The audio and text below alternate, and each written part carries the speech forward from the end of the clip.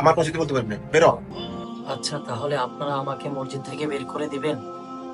আচ্ছা, আমি যখন চলেই যাব তাহলে একটু বসেন, 2টা মিনিট আপনাদের সাথে কথা বলি। হ্যাঁ, কি বলবেন বলেন। বলেন। দেখেন, বর্তমান সমাজে সুদ ঘুষ ভাইরাসের মতো ছড়িয়ে পড়েছে। মানুষ এটাকে হালাল ব্যবসা মনে করে। এটা যে কত বড় পাপ তারা নিজেরাও জানে না। যদি জানতো তাহলে সুদ ঘুষ খেত না। দেখেন, হাদিসে এসেছে আল্লাহ রসুল সাল্লাল্লাহু আলাইহি ওয়াসাল্লাম যখন মেরাজের রাতে গেলেন, তখন তিনি জাহান্নামের ভিতরে তার একটি দল উম্মতদেরকে দেখতে পেলেন যে তাদের পেট অনেক বড় বড়। তখন রসুল পাক সাল্লাল্লাহু আলাইহি ওয়াসাল্লাম জিব্রাইল আমিনকে জিজ্ঞাসা করলেন, হে জিব্রাইল, এরা কারা?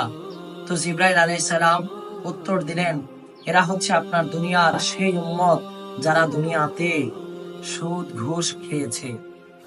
সুদ ঘুষ নিয়ে আরো অনেক হাদিস এসেছে, তার মধ্যে